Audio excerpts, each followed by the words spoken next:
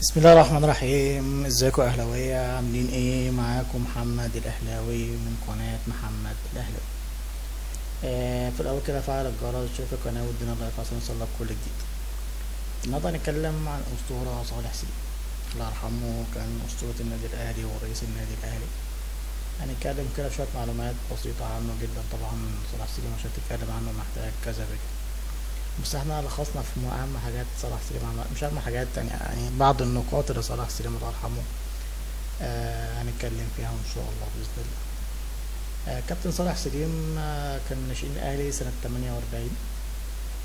وظهر في اول مباراه للنادي الاهلي امام المصري البورسعيدي الملعب الاهلي بالجزيره، والاهلي ساعتها فاز 3-0، واللي سجل صالح سليم أهدافه الرسمية، وكانت ذلك يوم جمعة 5 نوفمبر 48. صالح سليم حقق مع النادي الأهلي 11 بطولة. وهو لاعب دوري حقق مع الأهلي 11 بطولة دوري من أصل 15 بطولة، ماشي. وذلك فيها منذ بداية الدوري المصري لكرة القدم عام 48، وحقق مع النادي الأهلي بطولة كأس مصر 8 مرات، كما أحرز مع فريقه كأس الجمهورية العربية المتحدة عام 61، يعني واخد حوالي 19 بطولة مع النادي الأهلي. صالح سليم لعب مع النادي الأهلي 185 مباراة، سجل 99 هدف، كان في البطولة جون عن 100، حظه مش حلو. صلاح سليم كان جايب جون، كان داخل النادي، كان ضربة جون في جميع البطولات يعني. ووقع 78 هدف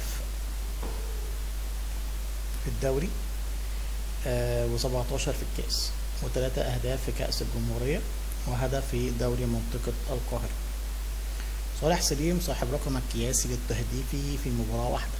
صالح سليم سجل 7 أهداف في شباك الإسماعيلي سنة 58، وصاحب رقم القياسي في الفوز المتتالي بلقب الدوري 9 مواسم المشاركة مع توتو لاعب النادي الأهلي. يعني صالح سليم سجل 7 أهداف في ماتش الإسماعيلي لوحده في مباراة واحدة.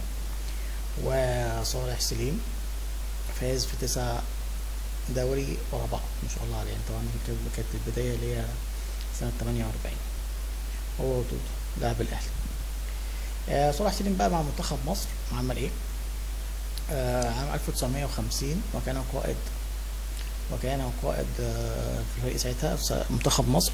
فاز بكأس بطولة أفريقيا عام 59 بالقاهرة، ومع المنتخب في دورة الألعاب الأولمبية بروما عام 1960.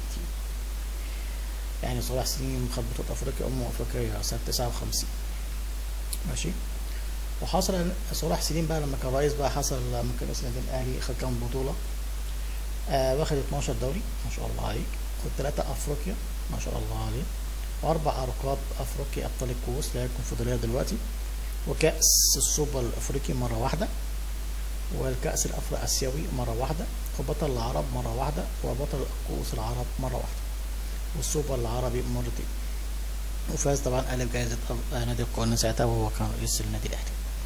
يعني واخد حوالي بطولات كتير، يعني واخد 12 15 4 19 20 21 22 23 حوالي 25 بطولة ما شاء الله. واخد 25 بطولة مع النادي الأهلي وهو رئيس النادي الأهلي. طبعا توفى صلاح سليم الله يرحمه عن عمر ساعة 72 سنة، كان عنده المرض، ما كانش قايل لحد. صلاح سليم ده بصراحة كان أسطورة بصراحة، يعني برضه من أساطير النادي الأهلي بصراحة الله يرحمه. ولم يخطر أحد بمرضه بالسرطان، وكان يسافر للعلاج بدعوى متابعته التجارية الخاصة.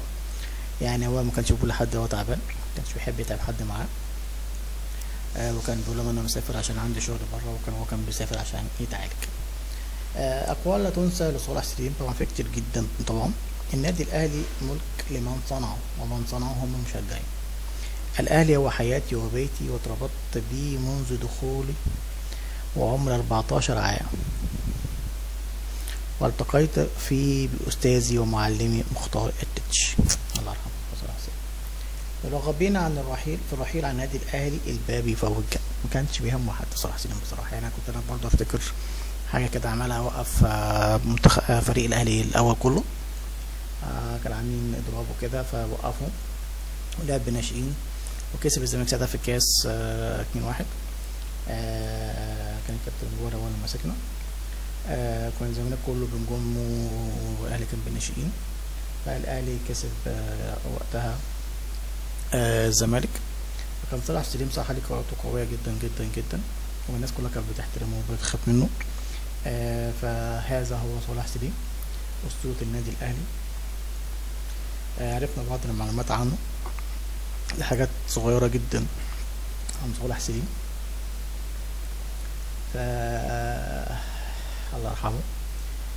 كان واحد بصراحة متأثر والله بصراحة سليم الله يرحمه. كان لا أسطورة فعلا من النادي الأهلي. فده كان فيديو بعد عنه النهاردة. فعل الجرس واشترك في القناة والدنيا. السلام عليكم ورحمة الله وبركاته.